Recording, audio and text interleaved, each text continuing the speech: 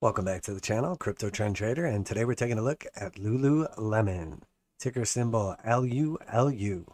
We're going to be doing some long-term technical analysis on LuLuLemon, but before we get started, I'd like to remind you this is not financial advice. I'm not your financial advisor. These markets are extremely volatile, so please do your own research and trade responsibly.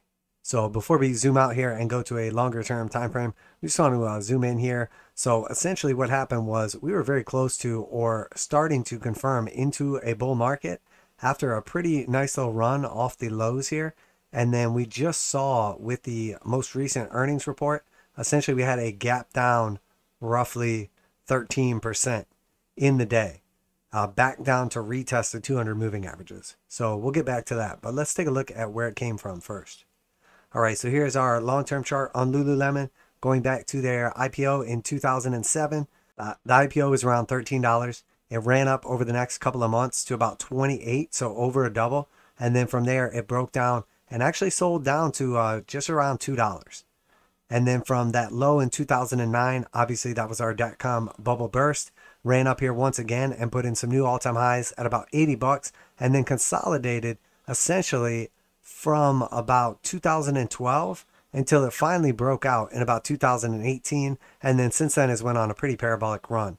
And now looking here at the chart, we can see initially we had a bear cross take place on the monthly, then a bull cross and a parabolic bull market. That's what we want to capture. And then we see a bear market, which turns into a consolidation, followed by an eventual breakout bull market. And now here we see we're flipping red again, the potential of the bear market, or already in the bear market, but we're about to flip the 8 and 21 back bullish again. The monthly still has 3 weeks left on it, but this recent weekly push down here is threatening the potential long-term trend. So let's just turn on our indicator oscillators real quick. We see when we have a bunch of green histograms and the blue slope line, we're in a nice bull market. Here we see it once again, a bunch of green histograms, blue slope line, nice bull market. And when it flips red, that's our bear market or sideways consolidation. Same thing with the jewel thief. Once we reach the bullish control zone up here, everything's fine. And then when we exit the bullish control zone, that's when we go sideways to down. And then again, we leave the bearish control zone. And when we do, we still consolidate. And then eventually we go on a parabolic bull run. Again, the whole time we're inside the bullish control zone, showing that this entire bull market up here, the bulls had strong control of the market. They were to maintain control for years. And then here we finally see a little bit of a flash. We do go to all-time highs once again. And then we see our first drive of monthly bearish divergence. So we have a higher high here on the histogram. We have a lower high here on the histogram. And when we look at price action, that corresponds to a lower high here and then a higher high here. So we see a divergence between the price action and the histogram. Same with the jewel thief. We see a high, then a lower high, then a lower high, then a lower high.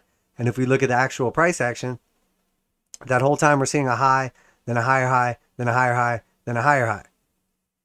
So we're seeing, again, lots and lots of bearish divergence, but continuation on the monthly, and then finally the exhaustion played out. So if we just turn those off for a minute and just look at the long-term chart, we can see here pretty clearly we were essentially operating inside of a nice little parabolic uptrend, and then we started to essentially go sideways here. And if we just take our channel tool and just look at that sideways channel, we see we operated inside that channel. It traded very technically for some time, and then finally we broke out right here. Once we broke out again, we started going into essentially a parabolic uptrend. Depending how you're drawing this, if you were drawing it in real time, you would connect these two lows, and then you could see how that corresponded. That's how I would have been doing it in real time. So that's basically what we end up with. We fall out here during that Rona sell-off, and then we kind of recapture it. You could argue it should have been something closer to this. I actually would have redrawn it like this in real time. So I do like that. So we basically have a top, a bottom, a top, a bottom, and then basically fall out of that channel. So now we see we have a clear consolidation taking place. We're trying to fight our way back into what would be a bull market, but it's not quite happening yet. So now let's, while we're here, actually, we want to put in as well a Fibonacci. So here we have from the bottom to here. So we would put a Fibonacci down here at the swing low at about $2, and then the swing high. And then we see we essentially like consolidated around and basically got down to the 236, which is the minimum level that you want to see happen for a consolidation or sell-off or retracement, however you want to word it. And then finally from that same low again, if we just do the same thing up to the all-time high here, We'll see what's going on with price action, and we'll see we've already come down here and touched the 236 perfectly. So again, we see it's already trading very technically on this. And then on the way up, in hindsight, now we can look at it. We see there was clear resistance at the 786, support at the 886, and then we see a little bit of action at the 618. Not really. The 0.5, not so much on the way up, but then when we come down, we sell back off to it exactly. Again, we see the close doesn't go below the 382. So clearly, bots and algos were using this the entire time. So now let's go down to our shorter time frame and see what's going on. Actually, before we do, so what we want to do is, obviously this came down to the 236, and now we're potentially pushing back to the upside. We want to just point out the area that we would be looking for a retracement on the 382 macro if we were going to come down to that level. And then also, rather than just having this entire leg up, have a fib, I want to add a fib here as well.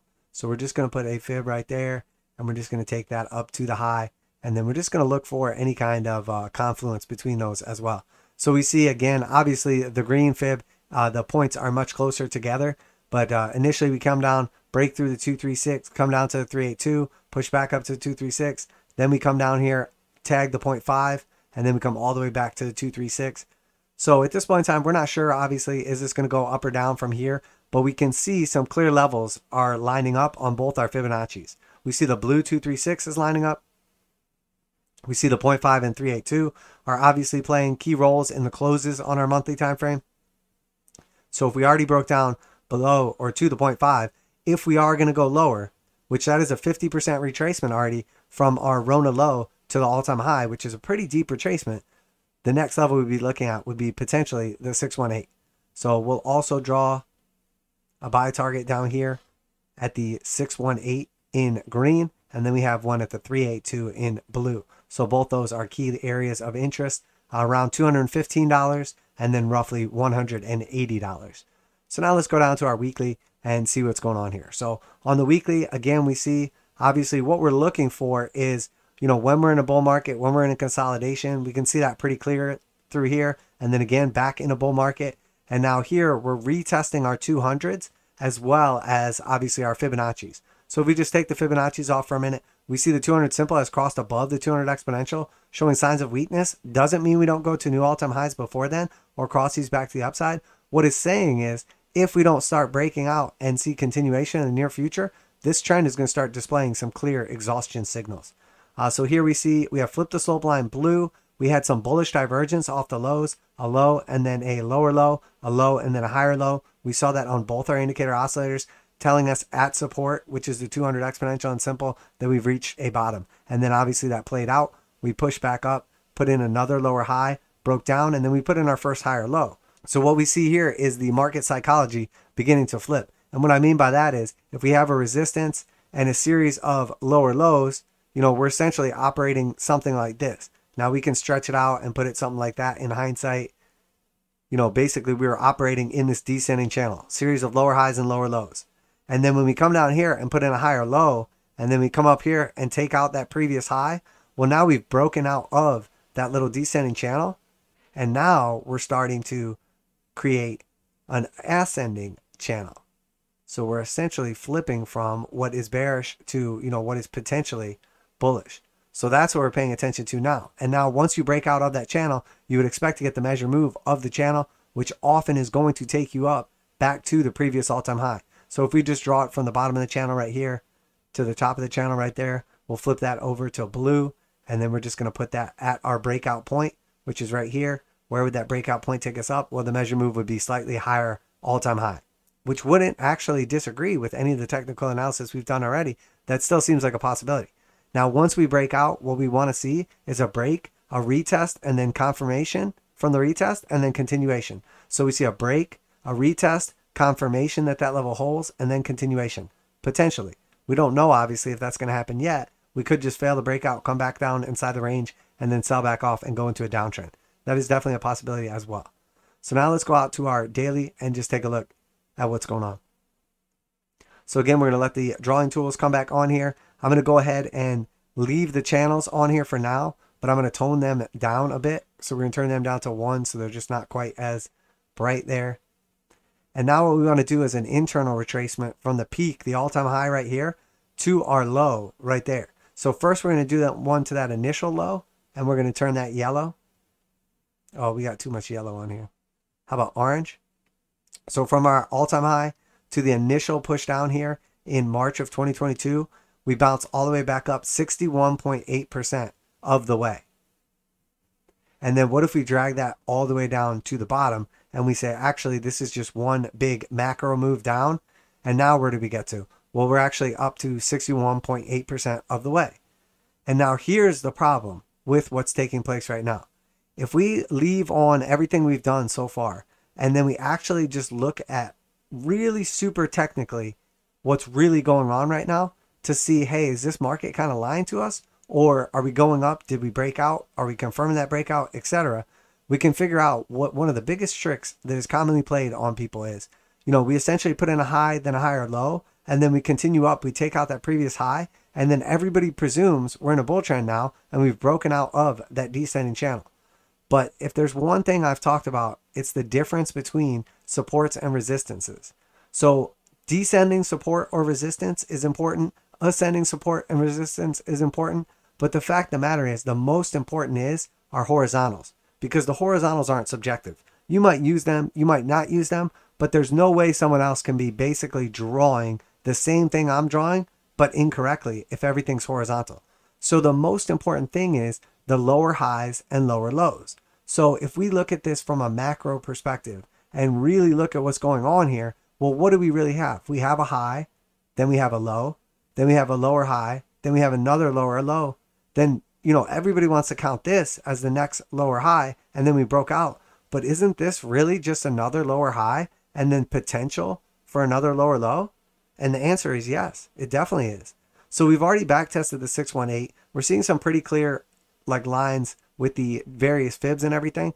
So we're at the 382 right now, which is support for the internal retracement. So maybe we find bottom right here and then continue higher. It's definitely a possibility. There's that descending resistance now would be potentially support. There's also this ascending channel that we just drew as well. But the most important thing is that we still have a high, a low, a lower high, a lower low, and we still have another lower high. And this violent sell-off right here tells us, hey, wait a minute. Actually, this asset may not be ready to go higher. Now, if you've been watching the live streams and following the channel for any amount of time, actually we've been expecting this move exactly to a T, because what we were looking at was the breakout above the 200 exponential and simple, and then we were looking for a back test for that potential move back up to the all-time highs, or for that measure move breakout from the channel. So again, I'm going to delete this tool right here, and we're just going to zoom back out and see what we're looking at. What I'm looking at is essentially the potential that we are in fact going into, a new bull market, getting ready to put in new all-time highs, or the potential that, this is just a lower high and we're going to go back down. So the most important thing is looking for clear support and resistance levels. And right here, we have this descending resistance that is now actually going to be support. So every time we hit it before, we sold off. Here we broke out of it. We back tested it. So it's the same thing. We're just testing it. The difference is here we're testing it from the bottom, so it's resistance. Here we're testing it from the top, so it's support. So we have the 382, and we see clear reactions. That's our low right there. We see some bouncing around at the 236, support here, resistance here. We see clear resistance at the 382, back to support at the 236, resistance here at the 0.5, back to support at the 236, consolidate around the 382, up to the 618 for the first time, back to the 382 now. So if we're going to go up, we're going to go up to the 786. We're going to take out that high, and we're going to dispel the possibility of the lower highs and lower lows, because we'll have taken this out. That's up here at 423. The other option is we lose the 382 and come back inside this channel, the 236. And then at that point in time, it looks dangerously close to us coming down here and starting to retest or potentially violate the lows. At that point in time, we would have lost the 200 exponential and simple. We would have went back into the bear trend. So here we try to reclaim the trend, failed. Here we try to reclaim the trend, failed for a little bit. Then it actually looks like, hey, now we're in a bull market. So the best thing to do is to enter into a trade, whether you're bullish or bearish, at support or at resistance. And the more confidence we have at these levels, the more reliable it is. So again, if we just turn back on the drawing tools here and we say, okay, what's the bull case scenario? Well, we know the measure move bull case scenario takes us up to the highs. We could alternatively look for the next Fibonacci for a potential target to upside. So let's put our trade setup right where we're at right now. We essentially have a bunch of support underneath us, a bunch of key levels. We have a potential target of the upside at the 786.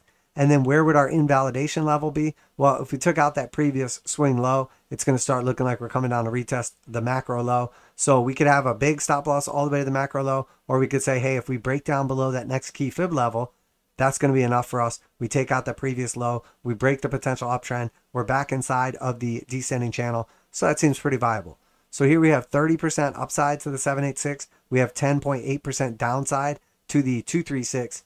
And then that gives us essentially a 3-to-1, 2.8 to 1 risk reward trade setup. We're technically in a bull market because we're above the 200 exponential and simple. But essentially, I would consider this more of a neutral market after the violence of that sell-off. Obviously, that kind of reinforces that view.